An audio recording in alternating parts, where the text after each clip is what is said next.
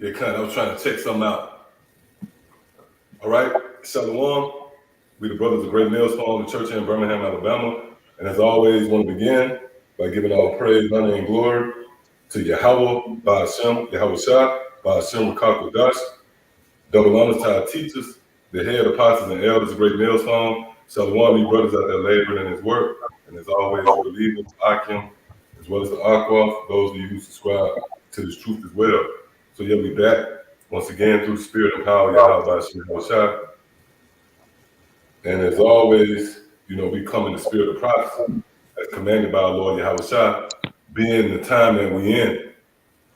This is the time where the things that was written and foretold to come to pass are now amongst us, all right? And pretty much at the forefront of this is a transition of power. And we can't stress that, emphasize that enough, because this is a very monumental time where, the oppression, the afflictions, enduring suffering at the hand of our enemies, so-called white man, has now come to an end, man. This is a very beautiful time, and being that this is prophecy, which by the way, this prophecy that we're going to go into is centered around Genesis, the 25th chapter. And that in itself, if you're not rooted and grounded, then that in itself is going to throw you off. Because one might say, well, hold up. How can you go into prophecy based upon the book of Genesis? Isn't Genesis the beginning of the book? Which, by the way, when you consider the curriculum of Esau, let's say whether it's your history book, social studies, or math, science book, right? Always, what's the easiest chapter? The first chapter. When you go into all those different sources, usually the easiest chapter is the first chapter. And a lot of people apply that with the Bible, man. They feel, that's just the book of Genesis. That's just the beginning. That's the opening second. But you're going to find out, besides the book of Revelation, the book of Genesis is a very intricate book, man. And there's a lot of prophecy found within the book of Genesis. Matter of fact, real quick, unless anybody got something? I got something. You got something? Go ahead and give me Isaiah, the 46th chapter. You probably already got that. Yeah, God. You got it. Yep. This is Isaiah 46 and 10, declaring the end from the beginning. Read that again. Declaring the end from the beginning. See, declaring the end, which obviously that's the time we're in. So the scriptures say the Lord is declaring the end from where? The beginning. See, from the beginning. So you can go to the beginning of this text and you can read about things concerning the end. And through the spirit and power of Yahweh Shema Shah, we're going to go into that. So go ahead, I'll read it again in its entirety. It says, declaring the end from the beginning and from ancient times, the things that are not yet done, saying, my counsel shall stand, and I will do all my pleasure. Yep. So the Lord have declared the time that we're in now from the beginning, man. That's a part of the counsel of Yahweh Shema Shah. which is presented before you in the form of prophecy. And what we found out, through the spirit of power, Yahweh Shem Yahushua, which serves as somewhat of a comfort to us, is the reason why this devil had this perpetual hatred for you. The reason why he was chasing you down, hanging you, castrating you, man. This man would cut off your extremities, and that's well documented in the spectacular lynching of Claude Neal.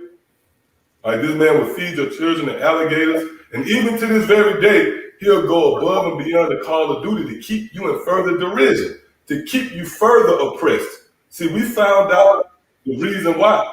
We know now, we can go to the humble beginnings, if you will, to why this is the case. All right? And that's what we're going to do in this lesson. Through the spirit and power of Yahweh Shem Yahushua, we're going to bring forth information that can be filtered through the Holy Scriptures. Once again, proving that what we subscribe to, all right, the teachings of our Lord Yahweh Shah found within the Holy Scriptures is very powerful, So, yeah, unless you got anything, let's go to Genesis, the 25th chapter. Let's go to the humble beginnings. God, this is the book of Genesis, chapter 25, and I start at verse 21. It says, and Isaac entreated the Lord for his wife because she was barren, and the Lord was entreated of him, and Rebekah his wife had conceived, and the children struggled together within her. Yeah, so there's a whole lot. Emotions run wild. I know me personally, just listening to you read that, a whole lot of stuff come to mind. First and foremost, Isaac. Mm-hmm. He entreated the Lord, and the Lord answered him. Like, okay, the Lord gave him what he desired. Right? That's your Yahweh Shah if you can receive it. But it goes on into how his wife, she pretty much conceived. And these two children, they struggled. Let's read this again. It says, and the children struggled together within her. Mm-hmm. And she said, if it be so, why am I thus? And she went to inquire of the Lord. Yep. And she went to inquire of the Lord by way of the proper order. Okay. But right there, you see, these two children are struggling in the womb. And it was very emphatic. So much so that she had to inquire of the Lord about this. Hey, just imagine, Rebekah with these children in the womb. Hey, they was going at it, man. They was probably knocking her around the room, So she had to inquire, why am I thus? Now, before we get into that, let's look up that word struggle. All right, so this is that word struggle. Strong's H7533. And it reads, to crush, oppress. Oh. Now you see where that makes sense? When concerning the dynamic between the so-called white man and you so-called Negroes, Latinos, and Native Americans, what's the one key word that you could plaster? Let's say if you had a picture of slavery, a picture of Esau telling you to get to the back of the bus, a picture of Esau or a visual of Esau telling you can't drink out the same water fountain. You know what word you'll put right there? Oppression.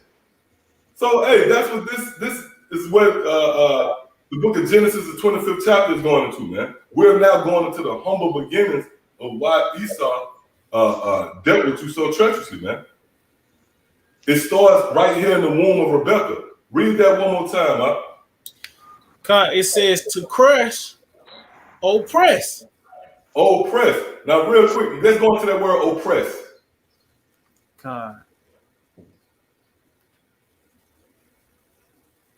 All right, this is that word oppress. Just a Google definition. It's like it. That word oppress. And it reads, keep someone in subservience and hardship. And hardship. Oh, see?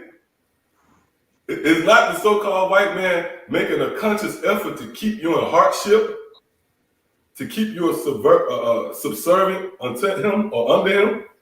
You damn right. Go ahead, Doc.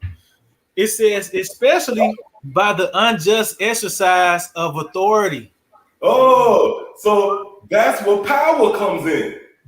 So that's why we know the kingdom of heaven will be set up in effort for us to get justice on Esau. Because we can't get Esau now. Why? Because we don't have authority. We don't have power.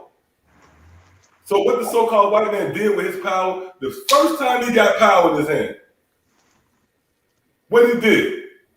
He oppressed you. Oh, okay, the brother said Salakia. Oh, DMX apparently is not dead. Okay.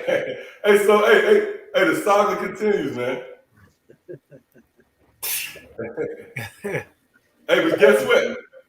When it happens, if you die within the next 48 hours, we're gonna repeat those same steps. You know, we're gonna. So whether now or later. But that's the spirit of the brother was just talking about that. You know, I don't know what Esau up to, man. That really Esau scrambling, shit ain't coming together.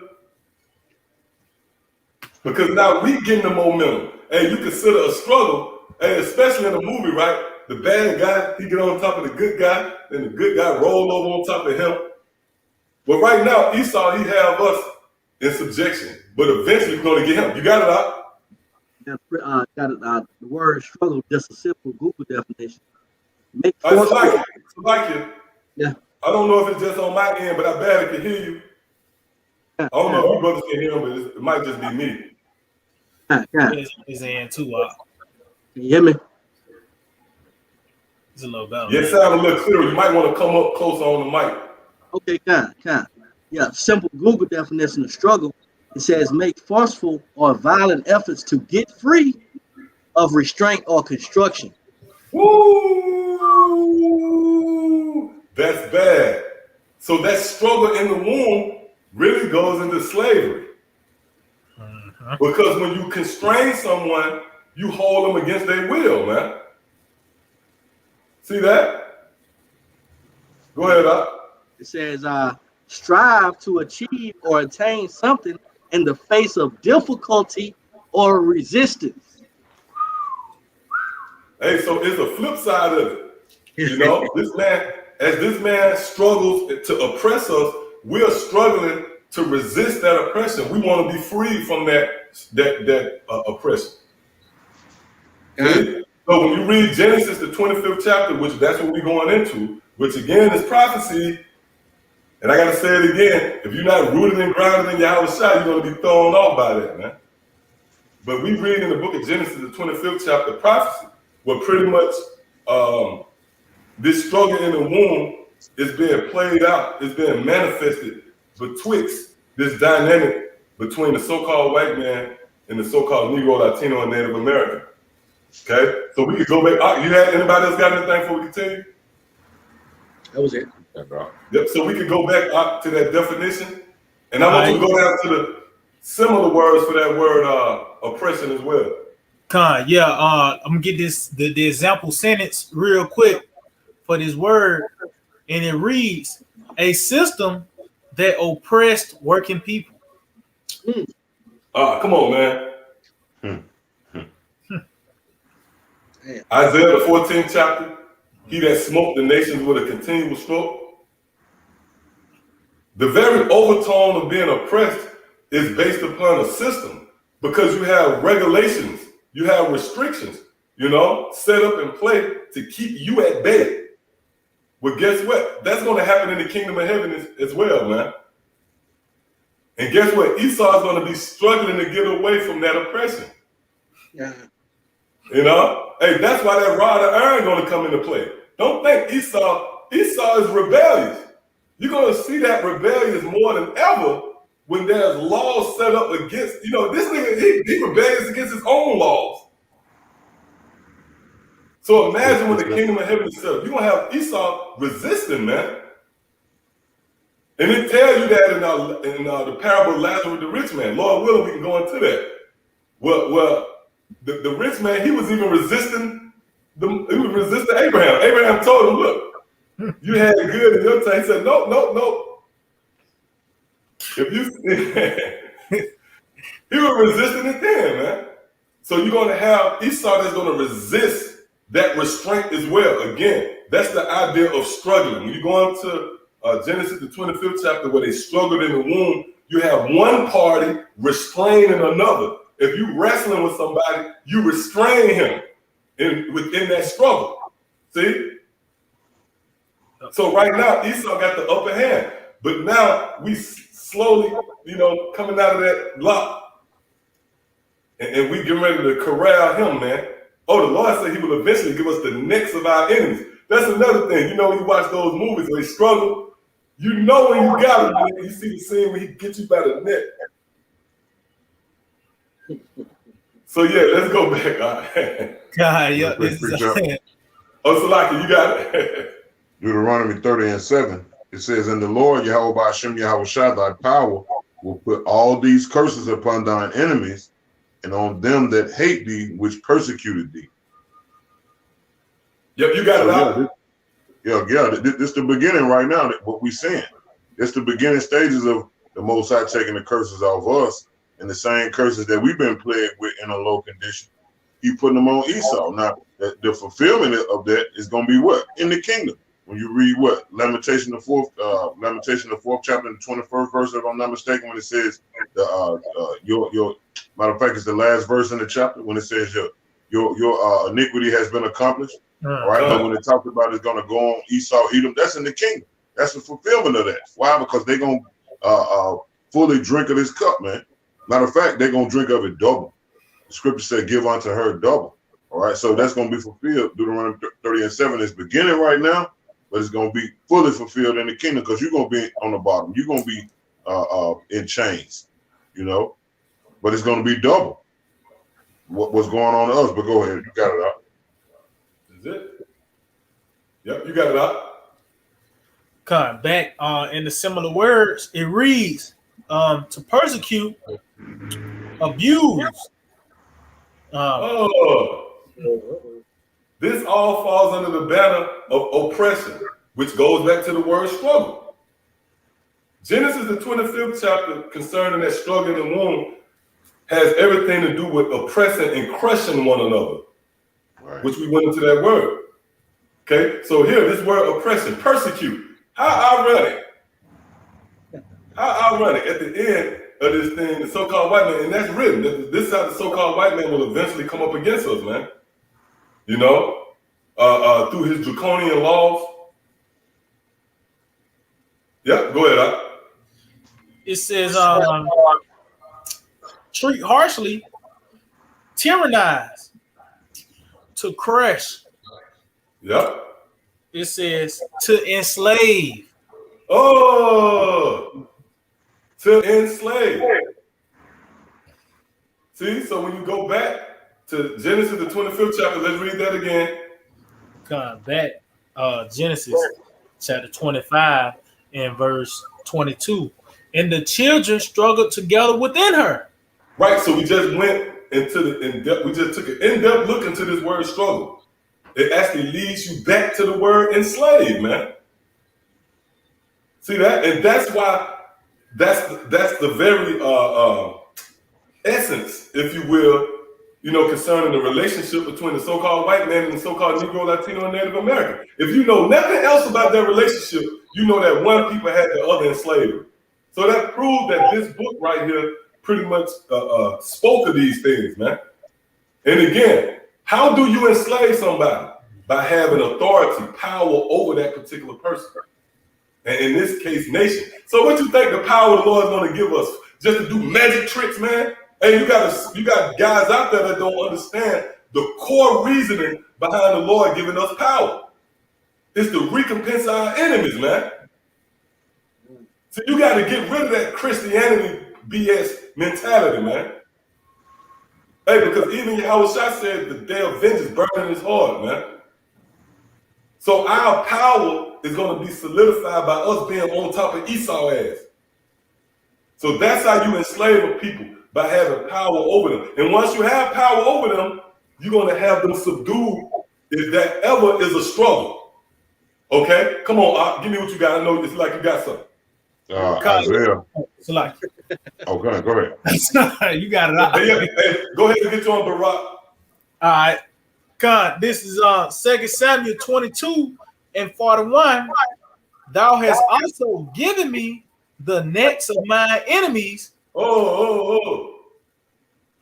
Read that again, huh? Read it nice and slow. This 2 Samuel 22 and 41. Thou hast also given me the necks of my enemies. Right. So imagine a struggle. You struggling with someone, but then you get his neck. He can't live. Oh, you know, that's why the guy said, I can't breathe. I can't breathe. The big nigga out of New York. Hey, to breathe is to have. If someone cuts off your breath, that means you suppress, man. So the Lord is going to give us access to the cutting off of life for you. If I got your neck, that means I got the power to cut off life.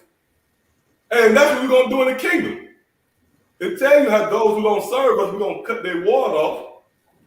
We're going to withhold rain from them. Damn. That's the real That's having the necks of your enemies, man. That's it. Yep. Come on up. It said, thou hast also given me the necks of my enemies, that I might destroy them that hate me. Yep. Go ahead. You got it up. Slack. So yeah, he said we're gonna destroy those that hate us, man, which is our arch enemy Esau Edom, the so-called white man. You know, and the scripture also says, give me anything but the pretty much the affliction of them that hate me. Well, that's just not dealing with Esau. That's on all levels. Cause this nigga he'll rather have the Moabites beat his ass than us, you know. But same thing how the Lord gave us over to this devil is gonna be vice versa, you know. Right. And there's gonna be one hell of a period of time for Esau Edom, man, so-called white man. Like you Yeah, that's a said, good point. Matter of fact, can you get that? Give me any womb. Because that's the justice that we're going to receive. We're going to actually get our lick back. And Christianity teach you to don't worry about that. You know? Just let bygones be about the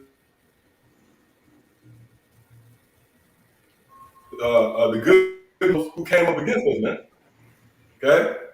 That's what you call justice. You got it up. Which you want, that Sirach 25? Which you had wanted out? Salaki, yeah, I had a delay on my end. Can you hear me? Yeah, I can hear you now. Okay, Con. So you can get that. Give me in the womb before we go back. Oh yeah, Con. This is Sirach 25. I start at verse 13. Said, give me any plague, but the plague of the heart, and any wickedness, but the wickedness of a woman, and any affliction, but the affliction from them that hate me. See, hey, you can bear with someone afflicting you for survival. Let's say if you're in a fight with someone and for survival's sake they inflict you. Hey, you can bear with that. But just your enemy, you know, inflicting harm against you, man. That's a brutal blow. And we're gonna get into that. Keep that word brutal in mind too, man. Go ahead, It says, and any affliction, but the affliction from them that hate me, and any revenge, but the revenge of enemies. Yeah. But the revenge of enemies. And Salakia, through the Spirit, Yahweh Shai spoke about that. Yahweh Shai spoke about how the time that we would go into, you know, post 70 AD, which was really a fulfillment of Genesis, the 27th chapter. The days of mourning after my father, then I would slay my brother Jacob. Well, pretty much the Lord warned us of that. He said that those would be the days of vengeance. Because see, when you go into the history, we actually had Esau subdued. You know, under King David, King Solomon. But that man broke the yoke, right? And that's also in Genesis 27 chapter. He eventually broke out of the yoke and he broke out of that chokehold. You know, that's that struggle. And then he subdued. Now we're in a time when he have subdued us. Okay? But you can see the momentum shifting. The tide is turning. This man is becoming feeble and becoming weak. And the children of Israel, stone with the elect, is now being strengthened. You got something else up? This is Jeremiah chapter 22 and verse 13. Woe unto him that buildeth his house by unrighteousness, and his chambers by wrong, that uses his neighbor's service without wages, and giveth him not for his work. Yeah, who could you put a picture of right there? Esau. You could put a picture of the so-called white man right next to that precept, man. He's guilty of those offenses. See that? And again, through the Spirit, we're going to bring out information that pretty much co-signs that idea, man. All right? You got something else up before we go back? No, that was it. All right, so we can go back. Unless you had something, Rock. No, I ain't had none. So let's get it. Back to Genesis 25 and verse 22, it says, and the children struggled together within her, and she said, if it be so, why am I thus? And she went to inquire of the Lord. Mm-hmm. And the Lord said, so now we see what that struggle, right? We know what that struggle is going into. We looked up that word struggle. It means to oppress, to crush. And when you go deep into that word oppress, it takes you back. It literally takes you back to the word enslave. See that? So now we have a better understanding of what Genesis, the 25th chapter, is going into, man. That's biblical prophecy, man. Right? And we read Isaiah, the 46th chapter, where the Lord declared these things that's unfolding in the end from the very beginning. So again, that gives credence to the idea of prophecy even being found in the book of Genesis. So before you go, you got anything out? Okay, so now Salaki, go ahead. You got it. Okay, so now let's go into this information. Let's go into Wikipedia, and we'll build around that. All right, so this is from Wikipedia, and it reads, Black genocide. And it says, in the U.S., Black genocide is the characterization that the mistreatment of African Americans by both the United States government and the United States government is another word for Mount Seir. Okay? Yeah. Because when you go into that word government, it means mind control. That word govern means control, and ment goes back to the word mental or mind state. So to control one's mind, how do you do that? Through a system. Oh, and that was one of the words for oppression. Hey, which also, just by a show of hands, what's the word system? What it also goes into?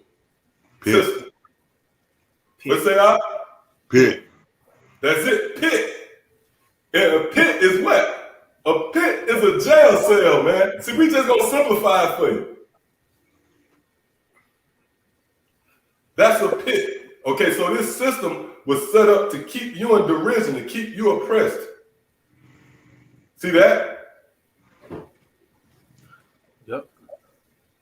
Hey, real quick, I got that word genocide out before you continue, because it say Black genocide, which, by the way, we don't promote that idea of black.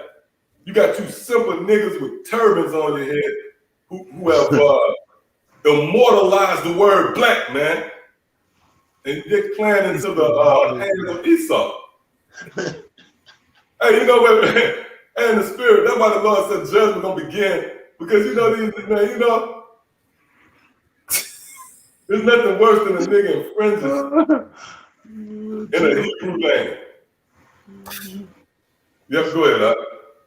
Oh, so like, this on me. Let me get this real quick. This is the definition for genocide, right? It says systematic, they got the word system, which goes back to the pit, man. Matter of fact, give me that up real quick in the blue letter, Isaiah the 51st chapter, and give me that word pit.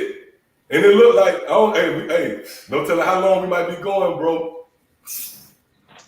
Because we ain't even scratched the surface yet. Hey, the rabbit hole goes deep when concerning Esau and his oppression. This nigga get a kick out of oppressing you, man. Mm-hmm. But we found out it all goes back to biblical prophecy. So real quick, it says genocide, systematic killing of a racial or cultural group. Mm. Come on, man. It says deliberate extermination of a racial or cultural group. Great purge. See Hey. that? So, hey, that's bad. I got it from some AP World History. And it's levels. You can go up to genocide in the 20th century and, so on and so forth. But you get the gist of, okay, and that's the spirit. Now the brother came back and said, DMX is not Yeah, so now, hey, you want it now or later? Yeah, that's it. You want it now or later, baby? That's it. And I'm gonna say this too, right? It's not like we got that person against DMX, man. He a fellow Israelite, you know? That's right. But at the end of the day, he contributed, you know, he contributed to the furthering of the derision of Israel, man. Yeah. Yep, so come on, let's get that what you got real quick in Isaiah 51 and then we'll go back. This is the book of Isaiah 51:14. The captive exile hasteneth that he may be loose, and that he should not die in the pit. Yeah, if you struggling with someone, right? And this motherfucker trying to kill you, you hastening to be loosed. Everything, your energy, all your strength and energy should be dedicated to you being loosed. So that's the overwhelming feeling of being under Esau. You just feel the spirit of being bound in restraint and restrained. All right, but the scripture said we hasten to be loose from the pit. Let's go into that word pit. So this is that word pit. Strong's H 7845, and it reads pit, destruction, grave, pit for catching lions. What? Pit for catching lions. Pit for catching lions. And that's dealing with Israel, the head tribe being Judah, which is actually compared to a lion. That's in the book of Genesis. Is that the 49th chapter? Where the scripture says Judas is a crouching lion. See? So America, in this system, which that word system goes back to pit, it was set up to keep you in derision, to snare you. There's all type of pitfalls and traps throughout Babylon that was set up to trap Israel.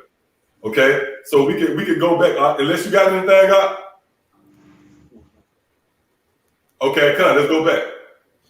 Come back, Genesis 25 and verse 23. It says, and the Lord said unto her. Yeah, so now back to the Wikipedia. Oh, Slacky. I'm tripping, Slacky. Yep. This back Wikipedia it reads, in the US, black genocide is the characterization is that the mistreatment of African Americans by both the US government. Hey, can I say something? Like Esau ass, even when they telling you the truth, they lying. Fuck us, man. That's why he got African American there. Yeah, exactly. Yep. So right then, even if he give you that information, it's not gonna benefit you because you really just think you're African American.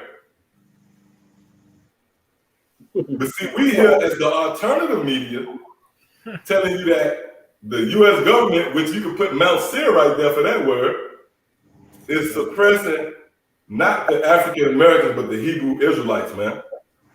A storm with the tribe of Judah. Go ahead.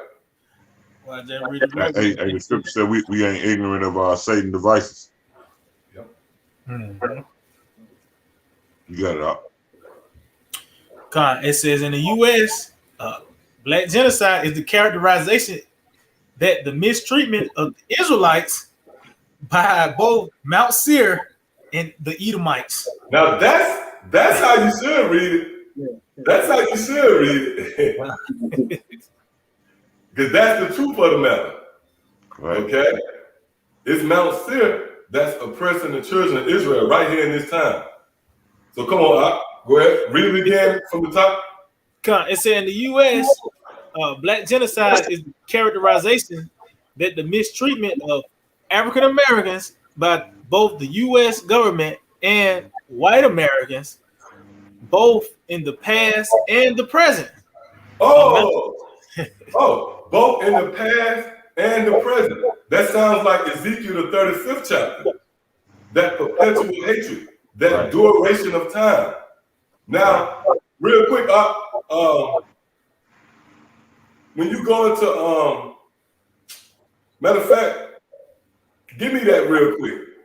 Go to Ezekiel 35th chapter and look up that word perpetual. Baba Kasha.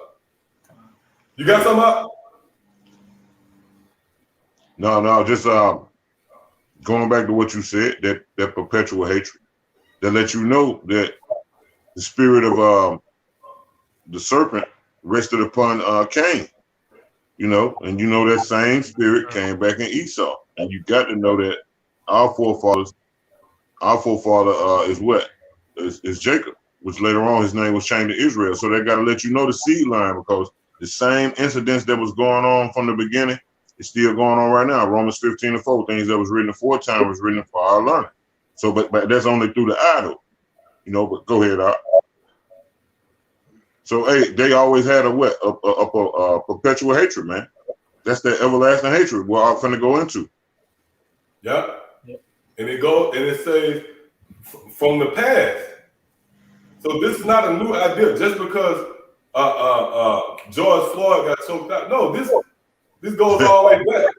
This is the same story. This is the same struggle. Okay, go ahead, Art. This is like Ezekiel 35 and verse 5. Because thou hast had a perpetual hatred and hast shed the blood of the children of Israel by the force of the sword in the time of their calamity, in the time that their iniquity had an end. All right, so this is that word perpetual. Yeah. Oh, slack. Read it again, Art. Oh, Slop, this is the book of Ezekiel 35 and verse 5. It says, because thou hast had a perpetual hatred and hast shed the blood of the children of Israel by the force of the sword. I was just saying, hey, that's a good point. It ain't about this current action that just took place on a national scale for us, you know, the knee on the neck. That go all the way back. This is nothing new. It's a perpetual hatred. Perpetual meaning everlasting. Nothing that's brand new. A hatred of old. Go ahead, Art. It says, because thou hast had a perpetual hatred and has shed the blood of the children of Israel by the force of the sword. Just because you see what happened in the modern sense, that's nothing new. That's been taking place from the beginning.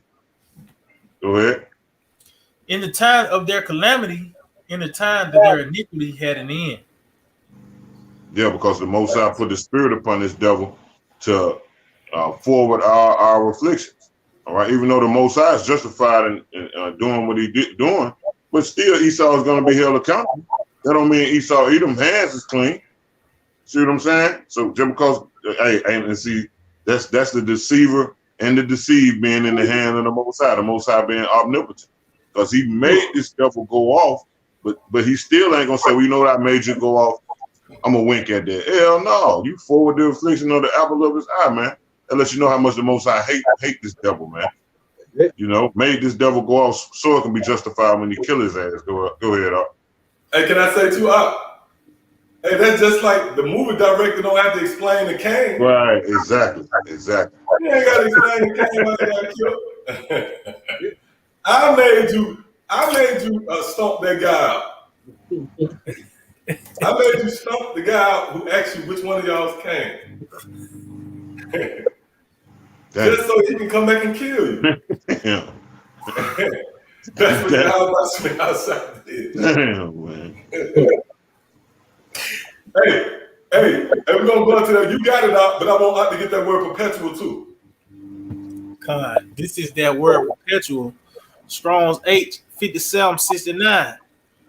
And it reads long duration.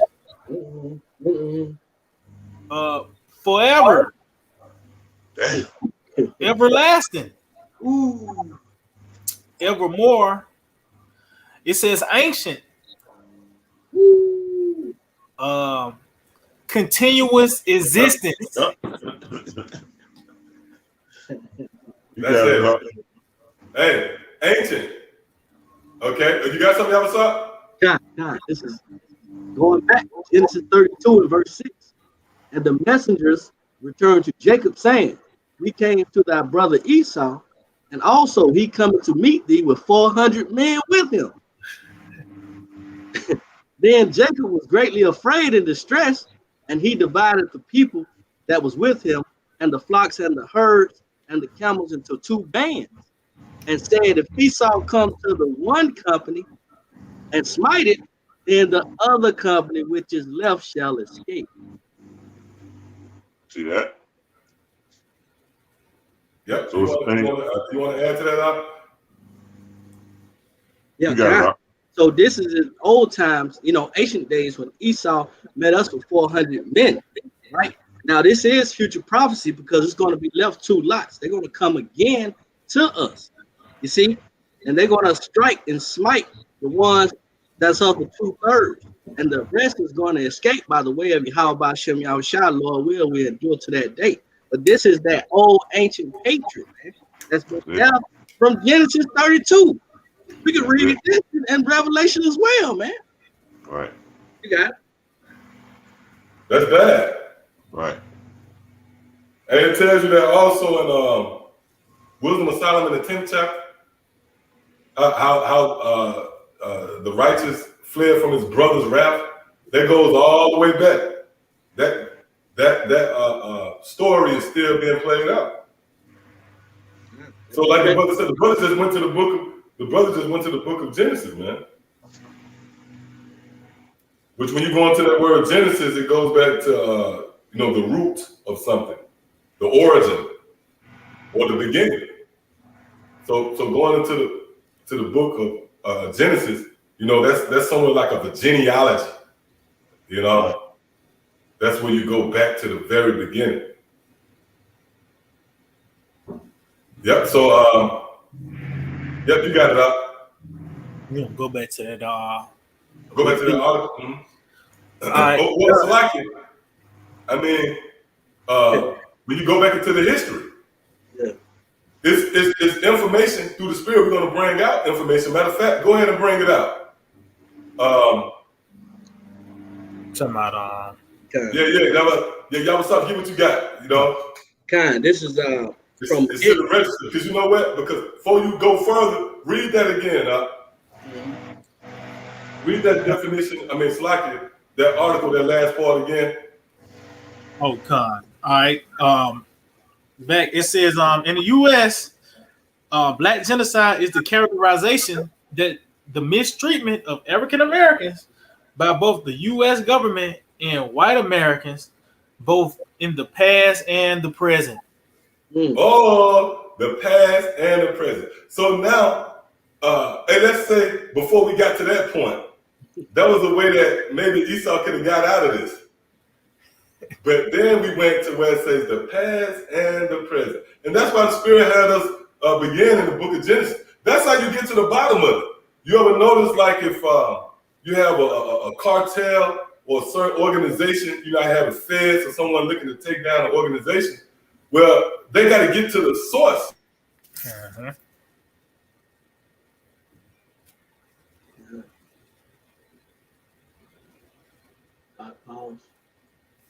Hey, I'll just roll up. Yep, so like is my good now? Yeah, come on. You good now? Yeah, so like I was saying, the moral of the story is you want to get to the source of the problem. Okay? So that's why the Spirit is on us to go to the humble beginnings. Right? So that's why even in the definition in the Wikipedia, it says past and present. See that? So that's why Esau is not off the hook, man. And we're going to show you that, right? Go ahead, you got it. Yeah, this is an article off history.com. It says Salaki, I can't hear you on my end. Can y'all hear up? I can hear it's like it go in and out. You know what I mean? It's like real muzzle. in and out, maybe. You can come up. I'm coming up. All right. Little Willie, you hear me? This is an article of history. It says that there's evidence that British colonists in 18th century America gave Native Americans smallpox infected blankets at least once, but did it work? It says North American colonists' warfare against Native Americans often was horrifyingly brutal. Hold up. It says brutal. Can somebody look up that word brutal? I got that on. And then I want you to go into what you got. Go ahead. God. That word brutal, just a Google definition, and it reads savagely violent. In some of the similar words, it says bloodthirsty. Yep, bloodthirsty. That's Ezekiel the 35th chapter. Since thou hast not hated blood, since you devils have had an infinity for blood, then guess what? The Lord is going to deal with you. Oh, okay, Salakia, can y'all hear us out there? The brother said he messing with the line. Maybe that was a delay back from then, but just give us a thumbs up if everything's smooth.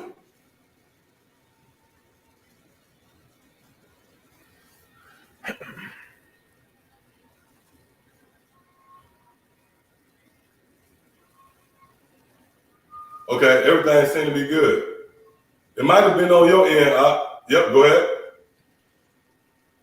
It says bloodthirsty, murderous, wicked. Remember, these are the words for brutal. Yep, the damn bloody beast. Go ahead. It says cold-blooded. That's a sign of a serpent. That's it. Right? Hey, I'm gonna tell you, man, this truth is beautiful, man. Yeah. All right, the Lord opening you up and giving you understanding concerning your circumstance, life and existence itself. We able to get to the bottom of things now, man. And the Lord made it perfectly clear. Cold-blooded. That's cold-blooded. God, it says merciless. That's the so-called white man. And we're going to show you that. We're going to bring out a little information, that should get you fired up in the spirit. Go ahead, Al. Heinous, atrocious, vile. It says brutish, beastly. That's it. Yeah, because you can't talk down a beast coming after you. You can't talk him down. He's driven by that lust for blood, for your blood. Okay? So now, brute beast. Yep, brute beast. So since we went into that word brutal, real quick, let's get what you got, and then we'll go back to Yawasai. All right, Con. This is 15 brutal ways conquistadors killed Native people.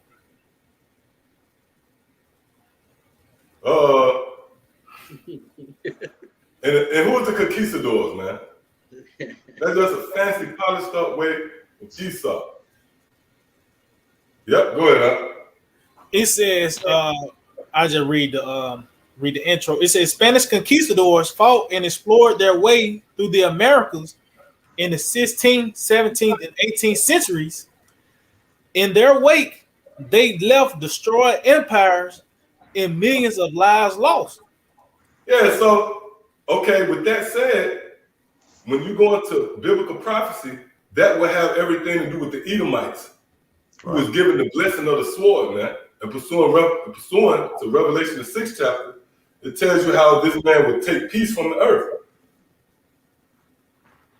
So, for all of you out there like Vocab Malone, that clown, let's say this guy, right? And among others, if they do dive into that subject, they'll say the Edomites was done away with. But they won't give you no dates. They won't give you no times, no names. They just say, nope, they was done away with. Well, according to biblical prophecy, and those of you who have the power to extrapolate, you'll say, well, hold up. If the scriptures say that that would be a people who would be given a sword, then you have these motherfuckers to come around and leave nothing but blood and carnage in the wake, and they pursue the power. Then obviously, from their works alone, they would have to be the Edomites, man. Right. So the brother finna go into 15 brutal ways. What else do you want, man? And that's like being in court, which court is in session, and we bring up 15, forms of evidence against you, man. 15. You got a fingerprint here. You left a glove there. You left your DNA on a cup over here. You left your shirt with your name tag in it. You had your name in the motherfucker. So out of all this evidence, then certainly this man is guilty. All right, come on, Al. It says, but beyond the pure number of people slain, what is most disturbing are the horrific ways conquistadors murdered the native population. Well, hold up. We just read that. We just read that in the book of Ecclesiastes, the 25th chapter, around the 13th verse. Give me any wound but the wound of an enemy. Because you could put somebody to death, but why have to be so graphic? Mm-hmm. Why have to be so creative? You're hanging the natives up. I don't know if they're going to go into that in the information you got, but they'll hang the natives up and they'll kindle a fire at their feet, man. Or they'll have the dogs to rip open the bellies of pregnant so-called native women. That is a hatred that you can't frame. That's a hatred that's not of this realm. That's a spiritual hatred. And the only way you can make sense of that is through the understanding of the scriptures. Okay? You got something y'all was talking before we go back? No. You got it. All right, come on, Al. All right, I'm gonna jump down. Is on the first one. It says they vowed to spare an Inca ruler for converting to Christianity, then ended him anyway. Well, look, Christianity kills, literally. Hey, why Cam Malone don't speak about that, man? Hey, because under the banner of Christianity, they actually rape women. When you go back to that time, they murdered the men and they raped and savagely ravished our women. Okay? Go ahead, Al. They try to make it seem, they try to make it seem right for the master to beat the shit out of the slave using Christianity, using the Bible. Yep. Knowing that they can play on the spiritual psyche of a beating down people, being the devil that they are. You got it. Yep. It says in 1533, Spanish conquistador Francisco Pizarro captured the Inca leader Atahualpa. In order to save his own life, Atahualpa promised him to fill a 24-foot long, 18-foot wide, and 8-foot tall room full of gold, and then double that amount in silver. Pizarro quickly accepted the deal. But as the riches were slowly delivered to the over, give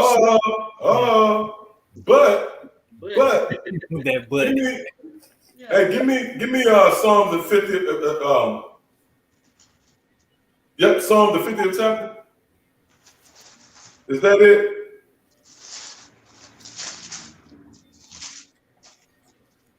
Oh no, Salaki. No, you know what I want, Salaki. 55, yeah, I know. 55. Then also give me Isaiah 24:5. I want to say. Y'all was something, you can get that. Go ahead, Al. This is the book of Psalms 51. It's like 55, and I start at verse 20. It says, "He had put forth his hands against such as be at peace with him." Right, and we read information concerning that. When you have Pizarro, this devil, he stretched out his hand against our people, man. They you came to our land, or what we were settling at, should I say? We didn't pop up where you was at. You came over here. So certainly you stretched out your hand. When you stretch out your hand, that means you extend out to me. So you stretched out your hand against such that was at peace with you, man.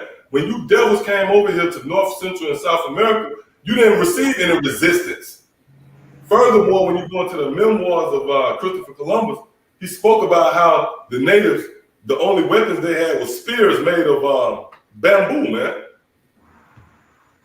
And they had damn iron swords, you know? So you knew right then you weren't going to receive a resistance, you know? But as it were, you stretched out your hand against those who were at peace with you, because the natives nourished you devils back to health, you know, from that rigorous voyage. All right, go ahead, up. It says he have broken his covenant. Oh, he have what? Broken his covenant. He have broken his covenant. What else you want? We reading right there. We going into history, and it's going into the fact that you had this conquistador, this Edomite, that made an agreement. And by the way, he was about to get his devil, man, a damn mansion full of gold, and he was going to double it with silver, man. Hey. And he broke that covenant, man. Hey, that's Habakkuk the 2nd chapter, where he's not satisfied. Right. Fucking devil, man. What you think we gonna do to you in the kingdom, man? When we given authority, man, and we have all our sound senses, we gonna remember who you is too, man. We gonna fuck that devil up. All right, go ahead, huh? It says the words of his mouth were smoother than butter, but war was in his heart. How ironic. That's the same word that was used in the information, man. So this man made an agreement, but, right, matter of fact, go ahead and finish that off. It says the words of his mouth were smoother than butter, but war was in his heart. His words were softer than oil, yet were they drawn swords. Yet were they drawn swords. All right. So yeah, come on, give me what you got real quick. We're gonna go back to that article. This is Isaiah 24 and verse 5. It says, the earth also is defiled under the inhabitants thereof, because they have transgressed the laws, changed the ordinance, broken the everlasting covenant. Yeah. So it's a part of Esau, it's a part of his makeup, is in his very DNA, is woven within him to not honor any covenant. Because that's the hey, if you get that, that's the signs of a criminal, a thief, and a murderer. Okay? So it all goes back to the so-called white man. So you got it up. Back in the article, it reads, but as the riches were slowly delivered over the next 2 months, the Spanish conquistadors grew paranoid that it was a trick. So Pizarro sentenced Atahualpa to be burned alive. Damn. It says, but Atahualpa knew Pizarro would never burn a Christian, so he converted. This worked, and the conquistadors goaded him instead. I mean, it's like it garroted him instead. Yeah, see that? Oh, so them devils, and they lust the blood, they end up hanging them anyway. See, go ahead.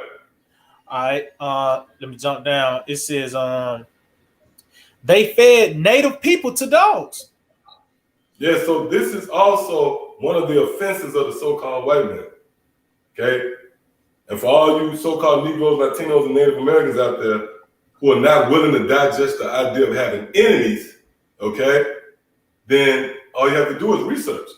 And the scriptures tell you to research concerning the devil. That's in Ecclesiastes, the 12th chapter, where it says that he will be unto you as looking into a wiping glass. And you will see that his rust has not altogether been wiped away. So you ought to examine this devil, assess him, man, scrutinize him. And you come to the conclusion that that's the same old devil. That's your enemy. That's your natural born enemy. And that's Genesis, the 25th chapter. Really, that phrase goes back to Genesis, the 25th chapter. Natural born enemies. Okay? Should have been the title. Yeah, go ahead, up. It says the Spaniards trained their fierce dogs to attack, kill, and tear in pieces the natives. It says the Spaniards keep alive their dogs' appetite for humans in this way. It says they have natives brought to them in chains, then unleash the dogs. Well, hold up. Is that love? All right? or is that a way of an enemy? You bring someone in chains, they can't even fight, and you unleash savage dogs on them, man. Everybody gonna pay. The dogs gonna pay. They might be back too. Oh, the scriptures tell you that the Lord should destroy and cut off man and beast from Babylon, man. All right, yep, go ahead. God, it says the natives come meekly down the roads and are killed. And the Spaniards have butcher shops where the corpses of natives are hung up on display. And someone will come in. Hold up. God, that's, You dealing with a sicko, man. Right, exactly. Hey, that's the same one that hang a goddamn deer head in his cabin. Yeah. See that? Now we know where it come from. Now we see that this is the ways, is a part of his makeup. He's the bloody man. Yeah, you want to add on to that? Yeah, what is that? Woe unto the bloody man. What is that? Nahum? Nahum. Is that it? No, that bloody city. yep. Full of lies and robbery. That's Esau Edom, man. You know, like I said, that's a sicko, man.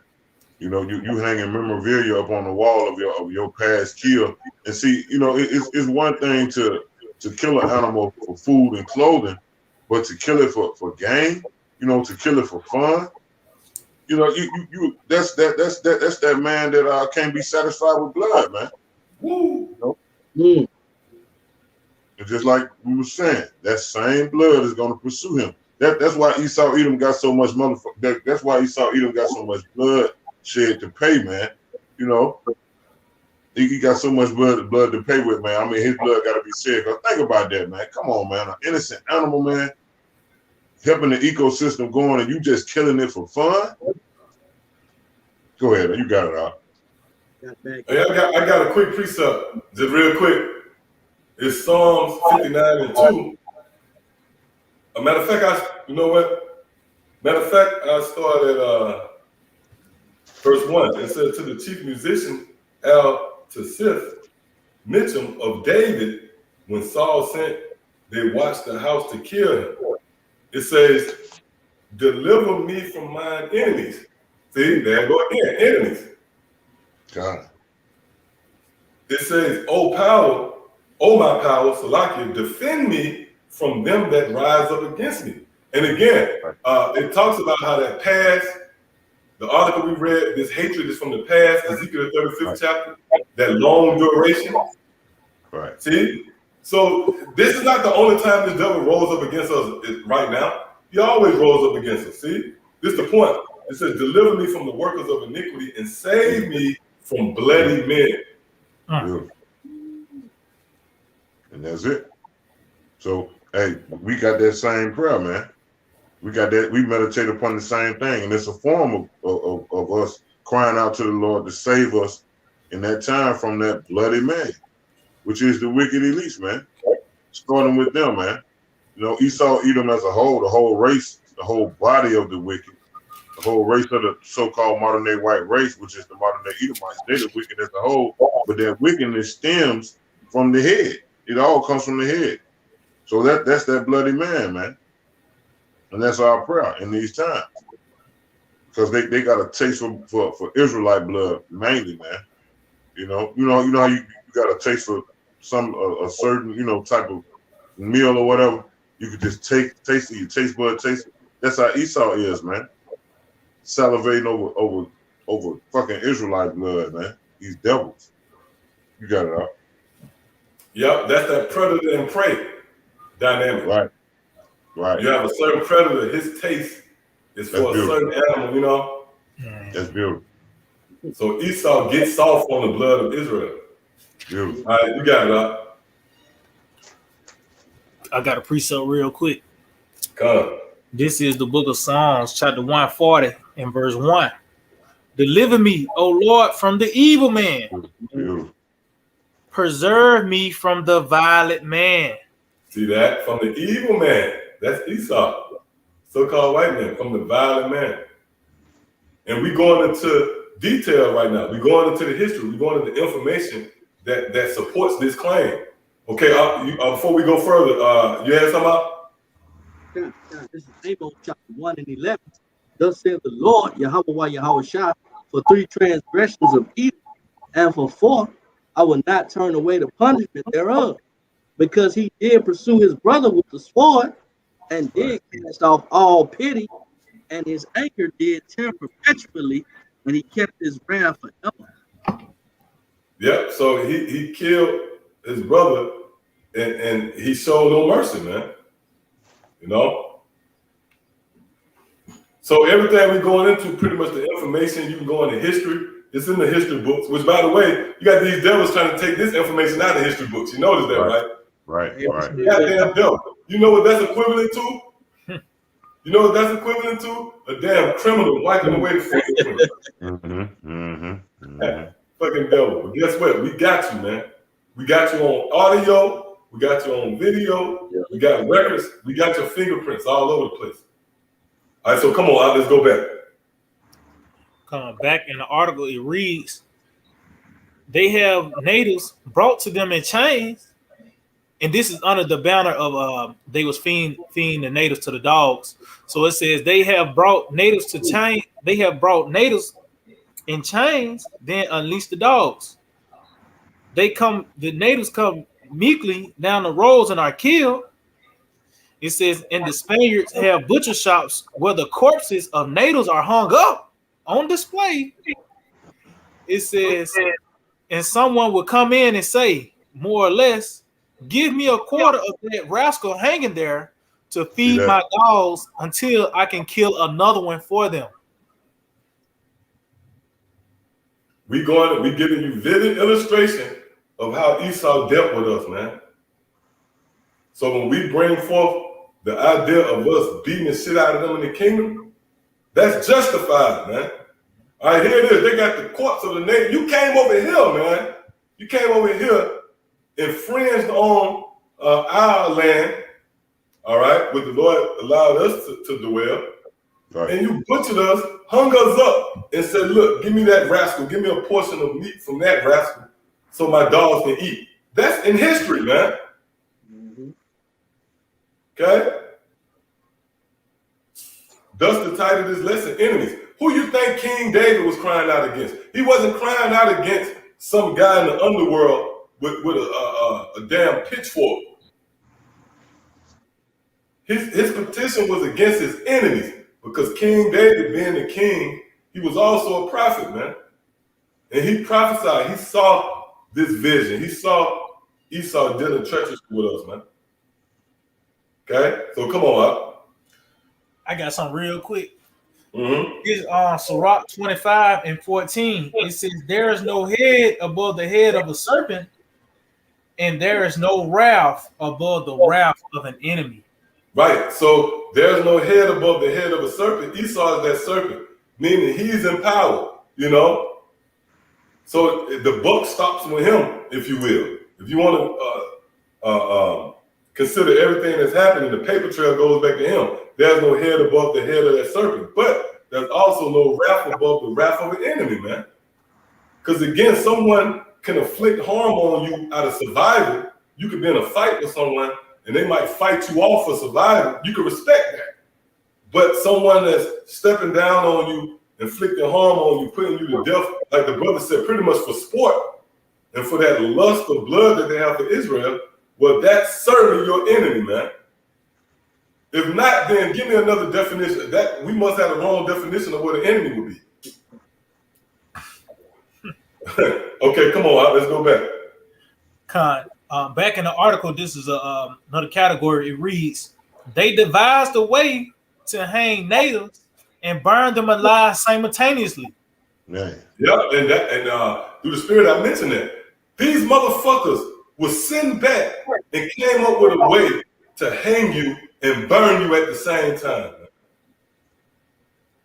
That's your enemy right there. That's why the scriptures say this honor is given to the saints. We're going to have the honor of beating those same Edomites' ass in the kingdom, man. Yep, go ahead. Up. Let's see. I got some real quick. This is the book of Psalms, chapter 41 and verse 7. It says, all that hate me whisper together against me. Yeah. Motherfuckers, hey, they in the cut coming up with a elaborate way to hang you and burn you at the same time. But when you fast forward to now, you know, these devils with this whole rhetoric of the crown, 19, and making the so-called Negro, Latino, Native American the face of that war on that disease, if you will. That's another form of them whispering against us, man, in the cut. Yep, go ahead. It said, against me do they devise my hurt. Yep, and devise, we go into the word devise, it pretty much means plan. So they're planning your hurt. You know, Esau giving you, for example, you know, these stimulus checks and so on and so forth. Man, that's a cunningly devised plan or plot for your hurt. Because ultimately they're looking to, if nothing else, crash the American dollar and match the reset button, which really goes back to, classifying you, having you in classes. You know, you a slave, I'm on top. That's why you see the so-called middle class being phased out, because they're trying to go back to that oasis of having you in oppression, man. Again, Esau gets off on that, man, of having you oppressed. That's why when we get the power over them devils, man, we're going to appreciate kicking their ass, man. Right. Yep. You have something you want to add? No, like you said, when Lord willing, we get our hands on them devils, man. Like you said, you're gonna appreciate it, because we're gonna do what the scripture says. I got a real quick precept in Revelation 18. It says, Revelation 18:6. I'm gonna start at 5. It says, "For her sins have reached unto to heaven, and the Most High have remembered her iniquities, reward her even as she rewarded you." So when we get our hands on these devils, all right, the Most High, we think we got an indignation, we think we got an anger against these devils, but when the Most High through Yahushua put the Spirit on us, when we get our hands on these devils, we gonna fulfill this. It says, "Reward her even as she rewarded you, and double unto her according to her works." And that's, you know, the ones that work the works of this wicked place, man. Starting with these elites, man. You know, these little pipsqueaks, you know, behind the scenes, you know, running the set, you know, doing all type of mischief, controlling things, but this small, you know. It says, in the cup which she have filled to her double, and that's ultimately, you know, slavery. All right, but that double is, you know, we went into slavery, and we went into slavery because we angered the Most High. But you're gonna go into slavery because you angered the Most High. And number two, to get destroyed. That's gonna be that double, because we coming up out of our slavery, but that double gonna be given unto you, and you know, and plus a whole other genre of thing, you know, for all the work that you've done. That's it on that, huh? Yep. All right.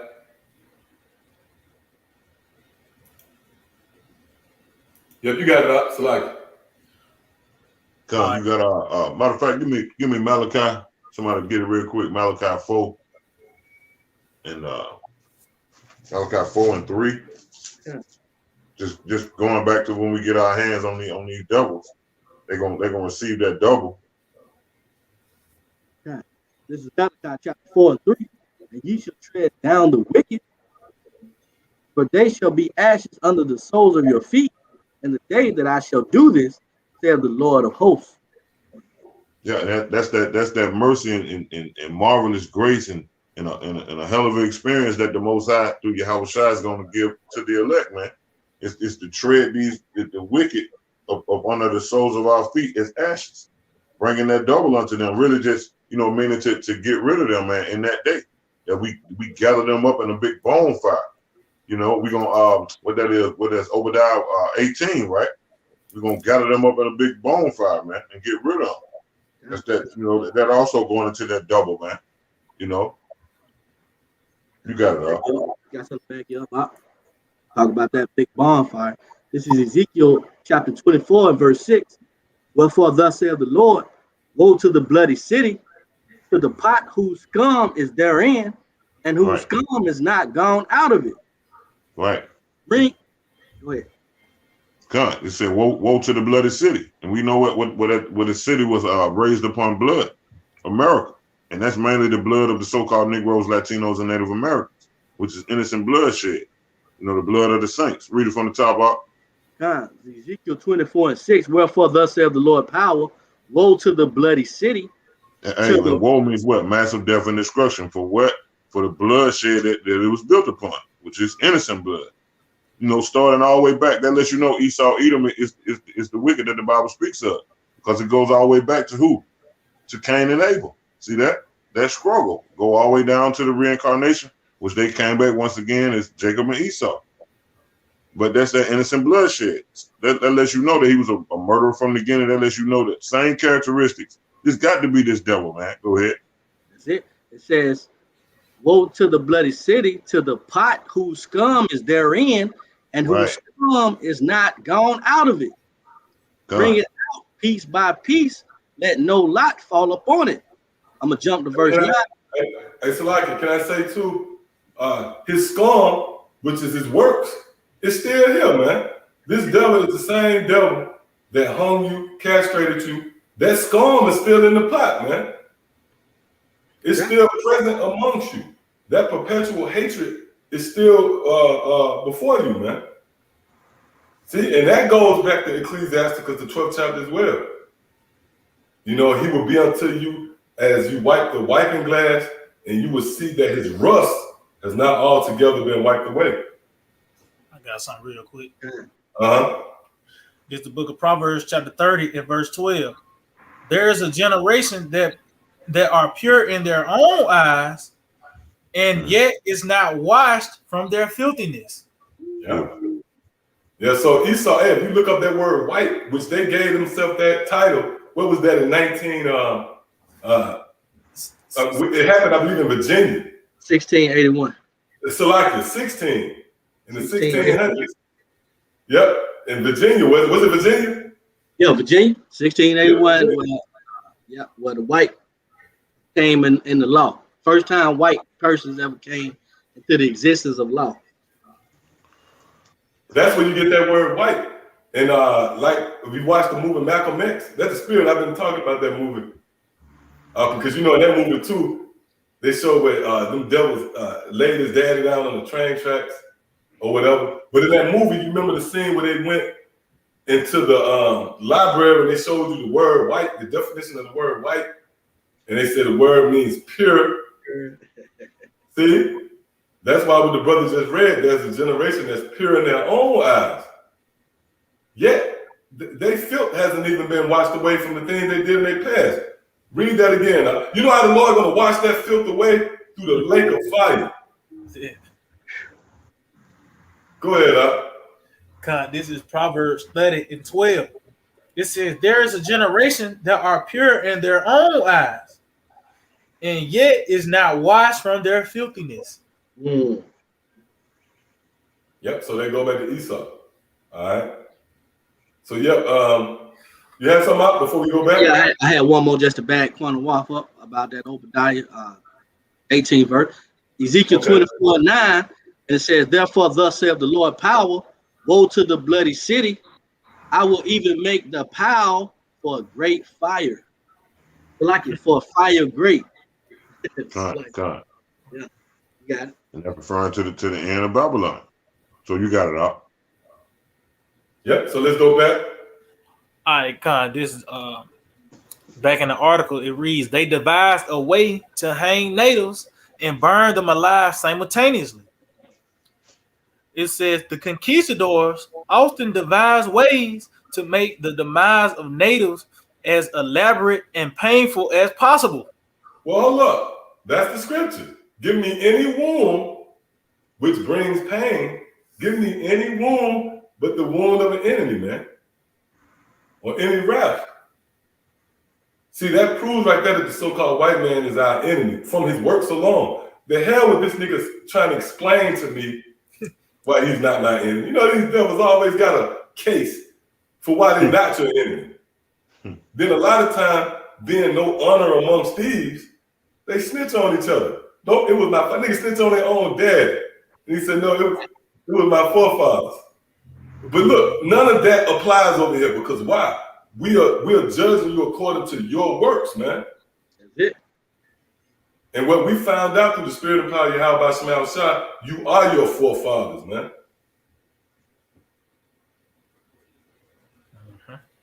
Yep, you got it up. Continuing on, it says they built a long gibbet low enough for the toes to touch the ground and prevent strangling, and hang 13 natives as a time in honor to honor the Lord and the 12 apostles. That's crazy. Hey, Esau is crazy, man. Sick and deranged. He was doing it under the banner of Christianity. So hold up, you got this nigga Vocab Malone. He like to look into the history, like to question, the validity of REI and our teachers. But why won't you go and dive into that history? That was they was claiming your set. Right. They was actually claiming Christianity, man. That goes to show you that Esau is our natural born enemy, man. There's nothing you could do to rehabilitate that hatred, that spiritual hatred, which that hatred is not of this realm, that perpetual long duration, that everlasting hatred that the so-called white man have for you. There's nothing you can do to quell that. It was all written in the story, man. See? Go ahead, Al. It says, then once the natives was near their end, straw was wrapped around their torn bodies and they were burned alive. Yeah. All right, this is another category. It reads, they took the lives of newborn babies. Right, so Esau is guilty of that. Again, court is in session, man. For all of you out there who resist, the overwhelming spirit of the Lord, man, in relation to bringing up charges on Esau. Well, here it is. We producing evidence, man, that justifies, and then we don't have to go back that far. You can just go back to last week. You just look up some shit, and you look up a Jake that got sentenced to jail time or something. And you'll see right there Esau displaying his hatred for you. See? Go ahead. It says the conquistadors brutally wasn't limited to native soldiers or even adults. It says they snatched young babies from their mother's breast. Yeah, come on, man. Imagine that. Let's take a walk. Let's walk with me, man. Take a walk. Let's look back in the retrospect. Imagine you having soldiers, in a village. They subdue the men. They have the women. You got the children over there. And one of the soldiers come take a baby from the arms of his mother, right? With intention to do harm to the baby. What would you classify that person to you? That would be your enemy, man. See, go ahead. Let's find out what they did with the baby once they got him out of their arm. He said, and then dash out the brains of those innocent against the rocks. Now we gonna pay them back? Why did that happen? And why you have? Well, let's go there. Let's go there, man. Again, what you people gonna find out is this is the most powerful book on the planet Earth, and it's a reason why these things was written. Go ahead and give me what you got, huh? This is Baruch chapter 4, verse 15. So I can hold that. You know what I want up? Yeah, Con. Yeah, this is the book of Psalms 137 and 7. I've been holding that. Yeah. I've been holding that. You got it up. Remember, O Lord, Yahweh Hashem Yahushai, the children of Edom. Yeah, so that's going to be twofold. Mm-hmm. That's heavy because the children is you after you, but we're going to know what baby that is. We're going to say, hey, that's Casario. Mm-hmm. When you see that little baby come out, we're going to actually remember your we're going to remember you. Oh, that's you. So just like you dashed our babies to storms, what we going to do? Same thing. It says, who said, raise it, even to the foundation thereof, O daughter of Babylon. who art to be destroyed, happy shall he be that rewarded thee as thou hast served us. Happy shall he be that taketh and dasheth thy little ones against the stones. So hold up. Somebody might hear us read that and say, hold up, that's not right. That's not fair. Well, let's go into history. And again, let's go back to the history. It says they snatched young babies from the mother's breast and then dashed out the brains of those innocents against the rocks. So that's why the scriptures have what's written and what is written, man, and how it's written, and who it's written to, and who it's written for. Because Esau, the so-called white man, served us like that. They actually dashed our babies. They bashed our babies, man. Imagine your baby, a little infant. Motherfucker take your baby and crash his brain up against a stone, man. That's the reality of an enemy. See? Go ahead. That was it on that? Con. All right, go ahead and get what you got up. This is Exodus chapter 17 and verse 14. I can't hear you. I come up a little closer, Salaki. Now, this is Exodus chapter 17 and verse 14. And the Lord said unto Moses, write this for a memorial in a book and rehearse it in the ears of Joshua. For I will utterly put out the remembrance of Amalek from under heaven. Yep. And Amalek, that goes back to the head tribe of Esau, man. And the Lord is going to remember all those works. See, you got Jake out there that they want us to just forget about it. Whether it's due to their status in this society, you know, everything's going well for them. It's not in their best interest for them to come up against their master. But the Lord himself is stirring up our pure minds by way of this remembrance. And that's what you're witnessing now. This is a form of the Lord jogging your memory. We're going into detail what these devils did to us. So go ahead, Al. Jump down, it reads, they use natives to test the strength of their blades. That was also in the memoirs of Christopher Columbus. They use, you have target practice. Well, these devils use the natives from little babies up to test their blade. You're going to go into it. Go ahead, Al. It says captured natives were sometimes butchered by conquistadors to test the quality of their swords as well as their own strength. It says they would even place bets on slicing off the heads or cutting off of slugget or cutting of bodies in half with one blow. Yeah. So that's what Esau, the so-called white man, he performed those acts on us, man. And I know I was reading somewhere where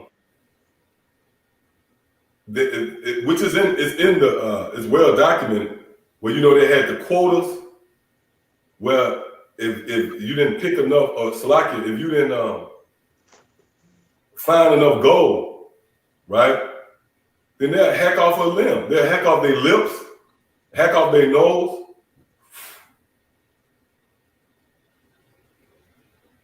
Yep, come on up. Just imagine a little one, man, a little girl, a little boy, in their early teens, post-teens, 7, 8 years old, get their damn nose hacked off, man. But that is what Esau is guilty of, man. And this is what contributes to why we call you an enemy, man. And you don't have to be all in depth and that's going to be an indictment against a lot of you people out there, a lot of you Israelites. Because even if you're not tapped into the spirit of the Bible, well, if you came across this information, then that alone, should justify our cry against Esau. But we know one of the main stumbling blocks is reincarnation. That's why you have a lot of people say, well, that was the past. Right. Go ahead, Khan. You had some out? Yeah, Khan. Somebody get real quick. What Ox said, that's the past. Isaiah 14. You know what I want, Barak, propel slaughter. Yep. I got some real quick while you get it. It's in the same chapter, Isaiah 14 and verse 2. It says, and the people shall take them and bring them to their place, and the house of Israel shall possess them in the land of the Lord for the servants and handmaids. All right, and that's that payback, like I was going into, you know, the same things that you have done to us. We sit here reading all of the cruel, beastly type things that you're doing to human beings. Then you know that you ain't a human being, Esau. You can sit here and conjure up all type of foul shit to do to an innocent people that's helping you. So that's gonna come on you double. I'm gonna read it again. Isaiah 14:2, and the people shall take them and bring them to their place, and the house of Israel shall possess them in the land of the Lord for servants and handmaids. And that's in Israel. It says, and they shall take them captives whose captives they were. All right, and that's letting you know that this is not a world friendly doctrine. This ain't teaching love. You know, when they miscrew, turn the other cheek, let them slap you on the other. I mean, you know how Christianity do it. You know, mix the scriptures up and fool our people, having our people thinking one way. No, it's going to be a payback, man. The same thing Esau has done to our people. What we read about right now is going to be double unto him. All right, so. You guys want to add on that up? Oh, no, you got it up. It says, whose captives they were, and they shall rule over their oppressors. So who oppressing us now? The main, you know what I'm saying? The main oppressor is Esau. All right, so Esau can't even say, you know, look, that was my forefathers who did this and who did that. No, like Art says, the such thing as reincarnation. You got it up. Isaiah 14. Yep, this Isaiah 14:21. Prepare slaughter for his children. See that? Prepare slaughter for his children. Go ahead. For the iniquity of their fathers. See that? So in reality, according to the scriptures, which is the truth of the matter, they are their fathers coming back to fulfill their lot. And it's evident. These same little young Edomites, you know, like I was saying, these same little young Edomites that be staring you down, and them same Edomites who put you to death, man. And they coming back just in time to get their judgment, man. The indignation of the Lord for the things that they done, man. Putting you to death, shedding that innocent blood. Them these ones, man, and seeing these wicked elites know this. But it's Jake so simple, you know. They believe everything what this system tell them, and this system tell them that, you know, there's no such thing. That's a myth. That's some cartoon shit, or that's some sci-fi shit. You know, that's what they put out there. But Esau, the elites of Esau, they know this. That's why they teach their sons. Go ahead, It says, I will prepare slaughter for the children, for his children, for the iniquity of their fathers.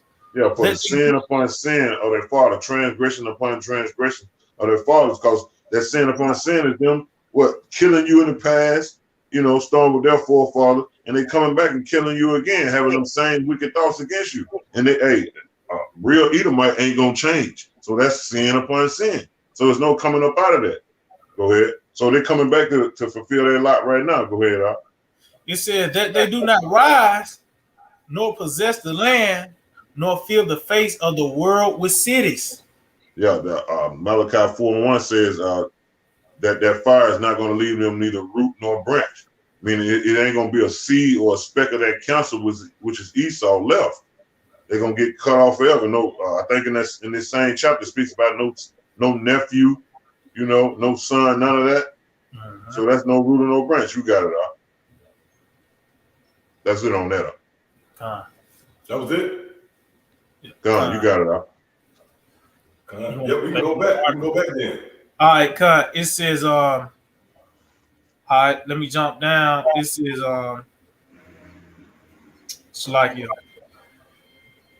It says, let me jump down a little bit more.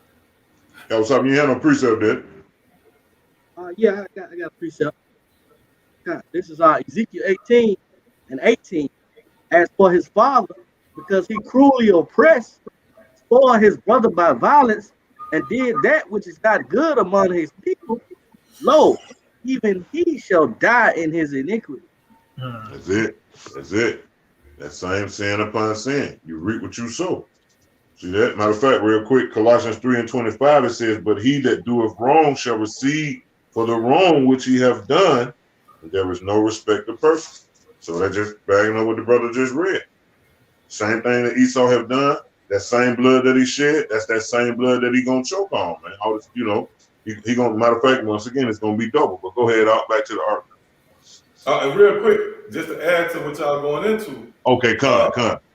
That's gonna actually be individually as well. You got to remember, the Lord is perfect, man. Meaning the very ones that had a hand in dealing with you. Let's say your damn slave owner, some damn slave on a plantation. He had a certain Jake hung and whipped and castrated. He gonna pay for that, man, because he might have died, in his past life, and it seemed as if there was no justice. Guess what? The very one. That's why the scripture says in Colossians the 3rd chapter, he that done wrong shall receive of the wrong that he done, man. And that's why we read in Ezekiel the 18th chapter that the father who committed those acts is gonna pay. It's not gonna be the son paying for the works of the father. Okay, so that shows you how about Shemi Awashai and his perfection, is far beyond the comprehension and reasoning and rationality of people, man. His ways are perfect. No one gets away, no one escapes. So if you committed crimes in the past, in no wise will somehow you escape.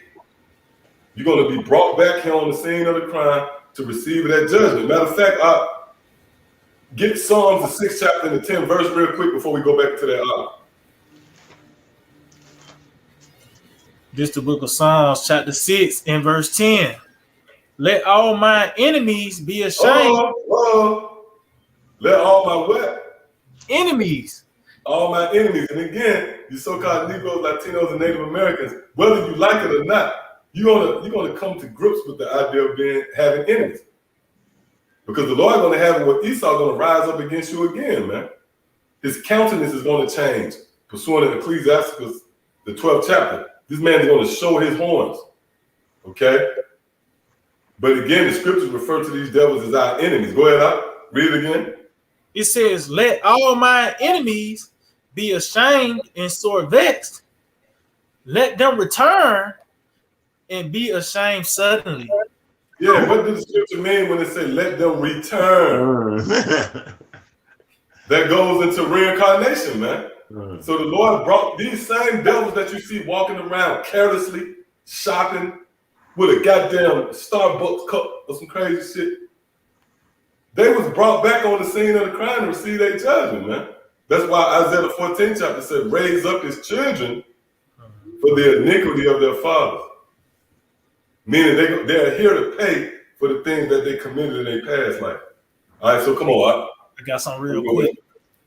All right, come. This 1 Kings 21 and 29. Seest thou Ahab humble himself before me?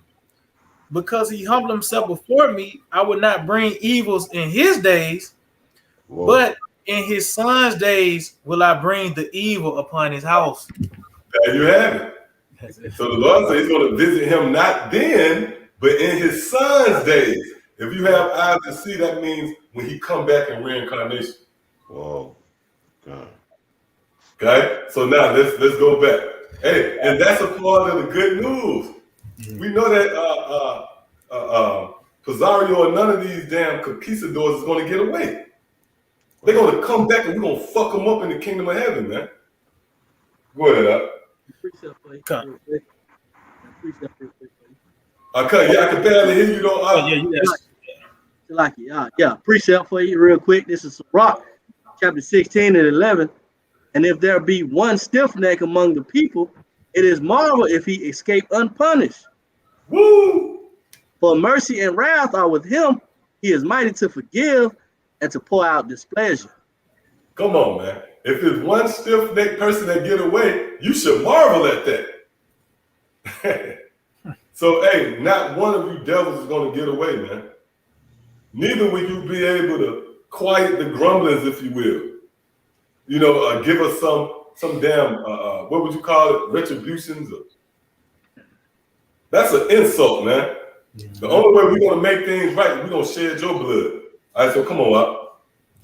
Con, all right, back in the article, it reads, they forced natives into slavery and worked them until they perished. Well, hold up. Why is that? Because we just read it, what we opened up in Genesis, the 25th chapter. That struggle in the womb, when you go into that word struggle, it translates to oppression. Now, when you go into that word oppression, where did it take us back to? Enslaved. So even if you're not quick, and sound in judgment, at least the fact that we was under captivity to this devil, some should ring a bell with you, man. See, to us, this makes all the sense in the world. Okay? All right, go ahead. It says the Spanish would treat the captive native abhorrently, driving them day and night with beatings, kicks, lashes, and blows. Yeah, driving them day and night, not giving them rest. Give me Isaiah the 14th chapter. Oh, that continuous screw. Yeah, they was driving them day and night. They didn't give them no rest. They was beating them and they was whipping them, man, and dealing treacherously with them. So again, how would you frame that type of person? What tag would you give him? The only word you could come up with is enemy. Yeah, go ahead. Isaiah 14:6. He who smote the people in wrath with a continual stroke. Oh, with a continual stroke. So that's what we read right there in the article, man. Yep, let's go back to that info up. It says the Spanish would treat the captive. Oh, Salaki, you can finish that off. Salaki, okay. I forgot you had a little more on that. It says Isaiah 14:6. He who smote the people in wrath with a continual stroke, he that ruled the nations in anger, is persecuted and none hindereth. Yeah. So see, the so-called white man actually smoked someone with a continuous stroke, or should we say the wicked right here that we're reading about in Isaiah the 14th chapter. Well, we able to go into history and line it all up. Oh, it's this guy. It was this guy who acted out what the script said. See, so let's go back to that info. It says the Spanish will entreat the captive native population abhorrently, driving them day and night with beatings, kicks, lashes, and blows. They even created a group to specifically hunt down anyone that tried to escape. Well, do not that sound familiar? Did not that happen with the so-called Negroes? The scriptures say that Judah and Israel will be oppressed together. But who is the coming figure in both of the stories? Esau, man. Mm-hmm. It's the so-called white man that's oppressing both of us. That's what we have in common. Oh, you know what we have in common? One common enemy. Right. See it. Which is the so-called white man. Okay, so you got more on that? Yeah, I'm gonna jump down. There's another one. I just get this. Look, it says they mutilated. I'm gonna say this through the spirit. If you can put the link out there, probably. Because I believe you looked up. It's a whole lot we didn't even touch on. Yeah, I skipped some. We didn't even touch on a lot of this, and that in itself is overwhelming. The little stuff that we touched on, man. So Esau gonna pay, man. Go ahead, up. It says they mutilated their faces. It says the conquistadors were known to mutilate the natives, often for no reason and with no provocation. Well, hold up. We know why. Because it was of that perpetual hatred that they had for the children of Israel, man. See? Go ahead. It says a Spanish priest quoted, with my own eyes, I saw Spaniards cut off the nose, hands, and ears of the natives, male and female, without provocation, merely because it pleased them to do it. Yeah, because of that lust of blood. You know? So now, before we close up, let's bring out, you got anything else you want to bring out? You got some info you want to get out, right? We can go on that. That's enough information now. Unless you want me to go ahead and get it. Yeah. Okay. You touched on the smallpox. Yeah, the smallpox blankets. Yeah, that the British and the natives. Yeah, Hey, which that's all in history. That's all documented in history. Mm-hmm. See. So, that's pretty much it. You know what? Real quick, let's end off right here. This will be fitting. Ezekiel, the 25th chapter. God. In the 14th verse. Let's end off right there. So, hey, the reason why we have to go into these things is because, for one, you have to keep your edge. The scriptures tell us to not become conformed to this world, man. Right. See, by becoming conformed to this world, you pretty much side with Esau. You'll develop a certain sympathy for this nigga, man. That's why you have, what's the phrase, Stockholm syndrome. Hey, you take it right out of my mouth, huh? Yep. I was just gonna say, over a period of time, that's what's gonna happen. When you start forgetting about what the Most High will never do. The scripture said the Most High requires the past, right? So once Esau gets you buttered up in that delusion juice, you know what I mean? You get the, like you said, getting comfortable, man. Then you start forgetting or start getting very, very faint over a course of time. This is my enemy. The concept of this being your enemy get farther and farther and farther away from your consciousness. You know what I mean? And you start getting comfortable. But like you say, you need somebody to put that joke on you. Bring you back to life. Like, hey, this is your enemy. Don't forget that. You got it, huh? Yep, you start thinking of all this shit, man, fuck that motherfucker. That nigga played me. That's how it is with this devil, man. The spirit is on us to continue to remind you of the works of the so-called white man, his ill dealings, treacherous acts, crimes, and atrocities committed against the children of Israel. Again, that keeps you with that edge, All right, so come on, let's end off right there. Huh? God, the book of Ezekiel, chapter 25 and 14. It says, and I will lay my vengeance upon Edom by the hand of my people Israel. Look up that word vengeance real quick. The Lord said he would lay his vengeance upon Edom by the hand of his people Israel. What story can only make sense of that? The history that we're going into now. The so-called white man hanging you, castrating you, mutilating your face, as we just brought out, taking your infants and crushing them against the stone. Them the only people that line up with what we just read, man. But the Lord said he would bring his vengeance upon Edom at the hand of his people, man, Israel. So if you got that definition, let's go there and we'll go back to that verse.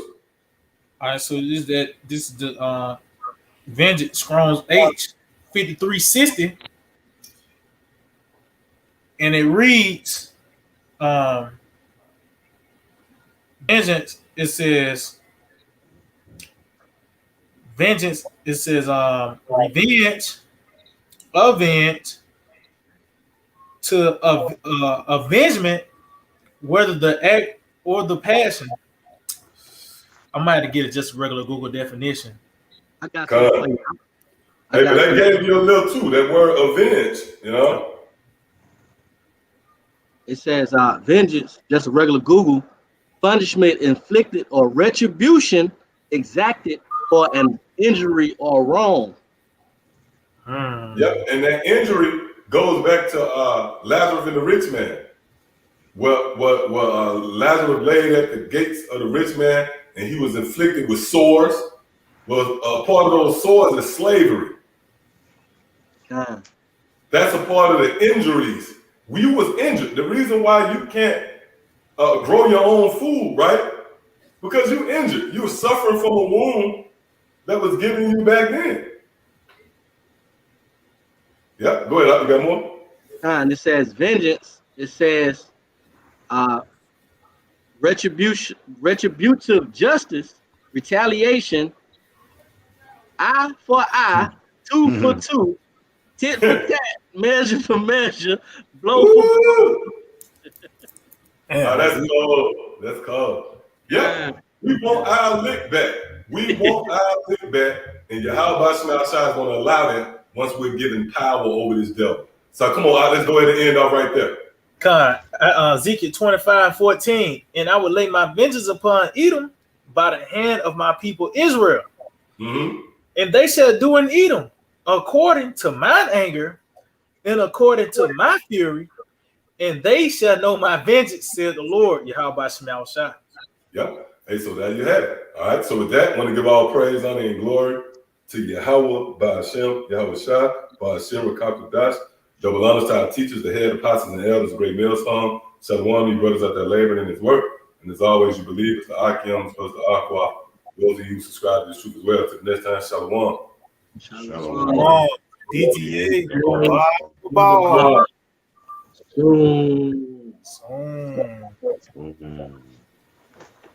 So. Shalom 37. Psalm 37 too, baby. Hey, we getting close too, man. Mm-hmm. These days the sunrise and the sunset.